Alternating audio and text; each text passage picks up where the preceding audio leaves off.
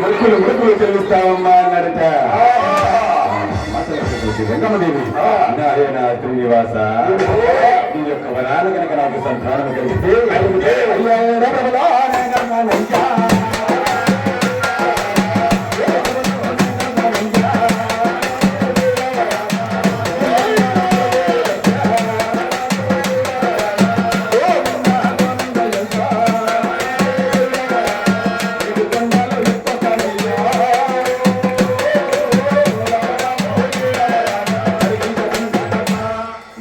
శ్రీనివాస సంతానం కలిగితే 7 ప్రభలు కట్టుకొని కట్టుకొని దేవస్థానానికి వస్తానని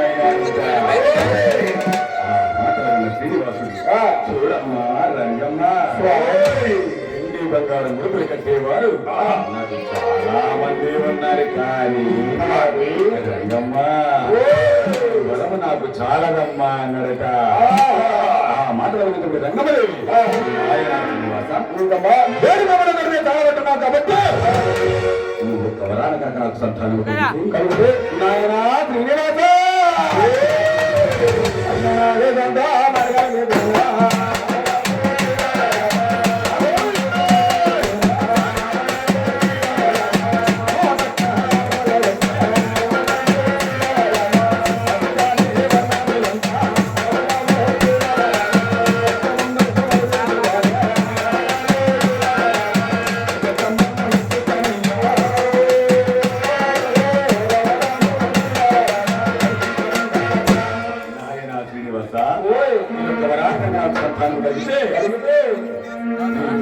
దేవస్థానమందు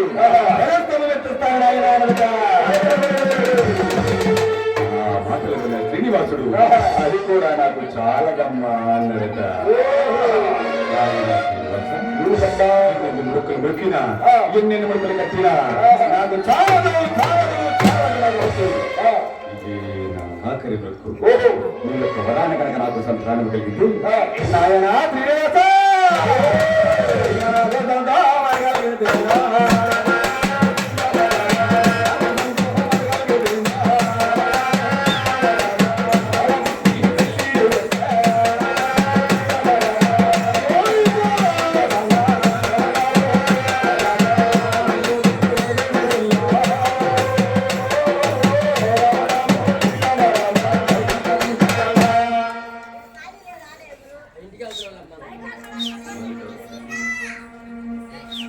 అమ్మవారి భక్తులు గాలి ప్రతిపద గారు తిరుపతి రెడ్డి గారు అమ్మవారి కనకాశ్వర భాగంగా అమ్మవారి కనకల ప్రకారంగా సమర్పించున్నారు. వారిని వారి కుటుంబానికి కళ్యాణ సమేత లక్ష్మీ కుటుంబ సమాప్త ఉండేదా కాల ప్రార్థన. ఆ మాటలు విన్నటువంటి శ్రీనివాసుడు ఈ ఒక్క ముక్కైనా మర్చిన రంగమ్మ నీకు పుట్టే సంతానానికి కానీ ఎటువంటి కష్టాలు పెడతానమ్మా అన్నారట. ఆ మాటలు విన్నటువంటి రంగమదేవి అడుగు పరుగున మన భర్త గారి వచ్చి అయ్యా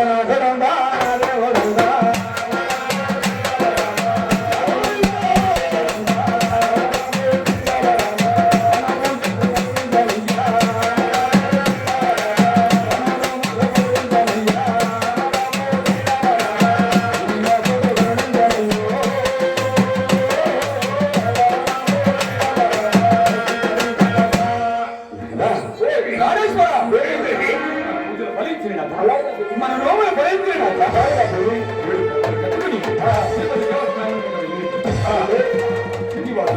మనకు సంతాన వాక్యాన్ని ప్రసాదిస్తారన్నాడు కదా. అవునా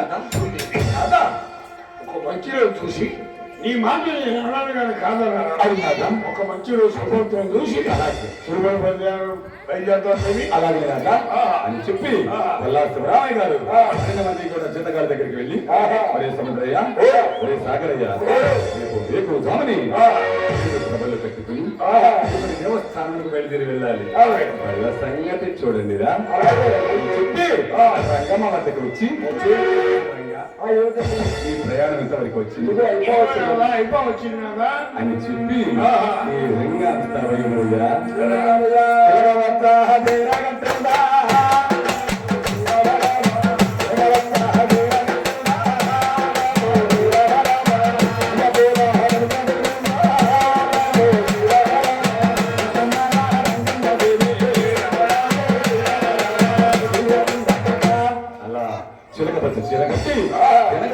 ఎదురికి ముస్తాబైందట. అంతలోనే ఘోరారణ్యం మధ్యకు చేరుకున్నారట గొల్లవారు. అంతలోని కన్ను పొరగలు వెలుతురు లేకపోయేసరికి రతనాల రంగముదేవి తన భర్త గారి వద్దకు వచ్చి నాదా ప్రాణేశ్వర ఇంత అర్ధరాత్రి వేళ ప్రయాణం మంచిది పళ్ళు విడుచుకుని తెచ్చిన పళ్ళు పలహారంలో దింపుకొని రేపు ముడుకు రామని బయలుదేరి వెళ్దాము నాదా అనుకుంట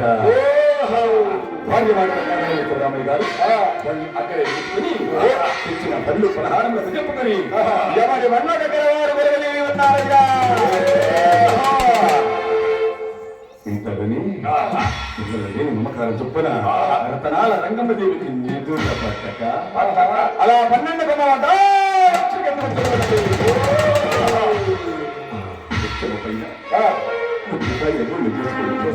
పక్షుల నివాసముంటూ ఉన్నాయి. ఆ పిల్లల నీళ్ళపై దేవుల కనుగొన్నటువంటి దేవతా పక్షుల రాక అర్థమయ్యేసరికి అయ్యేసరికి అందరూ రామచంద్ర కన్నీరుగా వెళ్తుంది.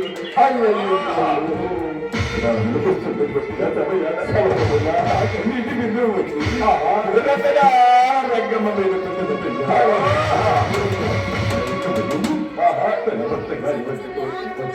నాదా రాదా పాపలతో యోగ్యంగా ఉన్నాయి.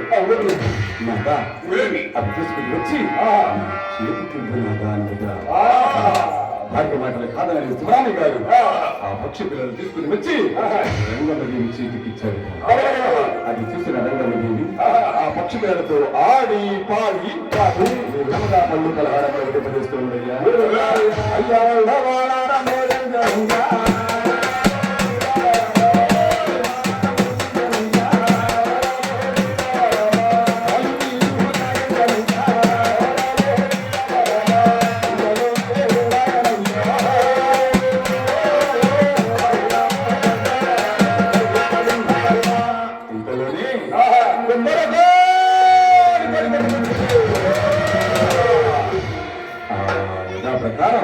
పక్షి పిల్లలను ఇంట్లో పెట్టి ఎగువ తిరుపతికి బయలుదేరి వెళ్తున్నారయ్యా. బాలడో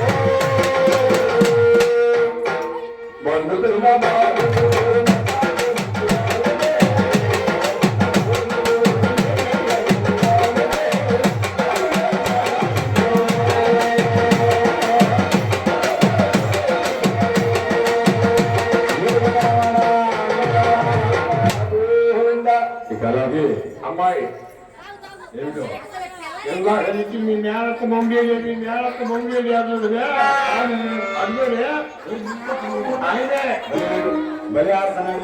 బ్రహ్మాండంగా ఆడతాడు. ఆయన ఇప్పుడే వాడతాడు, ఇంకో గంటానే ఆడతాడు, ఇంకా బ్రహ్మాండంగా ఆడతాడు. అలాగే ఏడ మాత్రం కోరుకుని అవునా?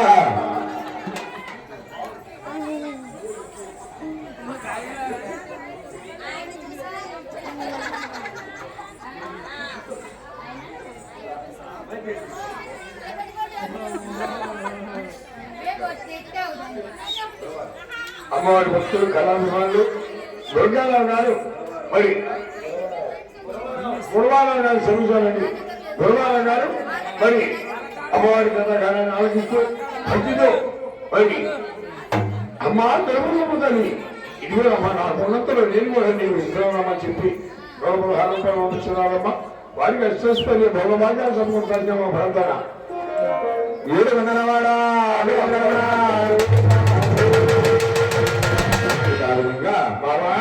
కోరుకున్నారట బల్లవారు. బావను లాగా వాడు ఏం చేయాలి? బావా బావాను ఎత్తుకుపోతావా అయింది. బావా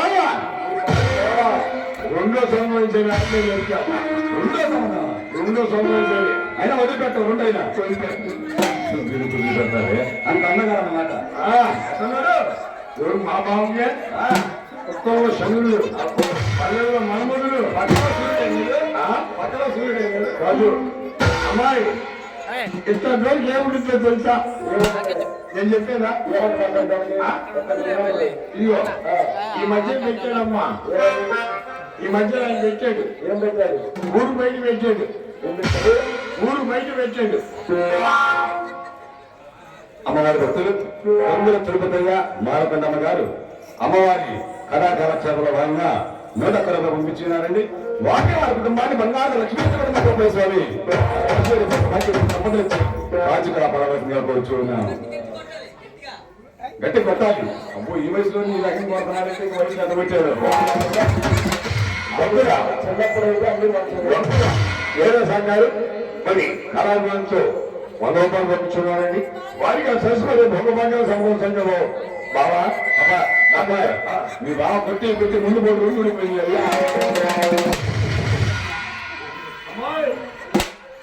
ఈ మధ్య మాకు పెట్టాడమ్మా. ఏం పెట్టాడు? ఊరు బయట పెట్టాడు. ఊరు బయట నీకేం పెట్టాడు? నాకు కాదే, మా గ్రామస్తులందరికీ పెట్టాడు. అలా పోతాం ఒక్కలో చేపెత్తాం కానీ 150 ఇంకా ఇస్తాడంటే ఏమమ్మా ఏం పేరు? నీళ్ళు వస్తున్నాయ్యా? నీళ్ళరా? ఇదిగో ఆ 150 వెయ్యి మొక్కలు చేపెత్తాం కానీ అది ఒకటి ఇస్తాడు. ఏదోటి తీసుకోవడం సగం ఇంటికి పోయినా చేసుకుందాం అనుకుంటాం. ఇంకా మక్క ఏం చేసిందో తెలుసా? ఏం చేసింది? చక్కగా చీర కట్టుకుని పూలు పెట్టుకుని ఎట్లా ఎదురు చూసినా కూడా ఇదిగో జలచీర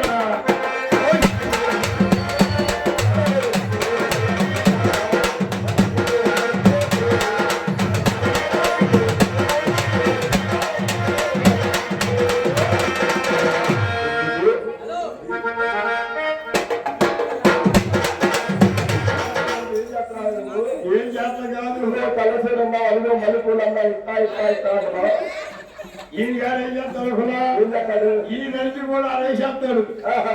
వచ్చే దోవలు ఈ నంచి వేస్తాడు. ఈయన వస్తాడు చూడు, ఈయన ఎంత వస్తాడు తెలియదు. ఈయన గారు ఏం చేసింది ఇప్పుడు మక్క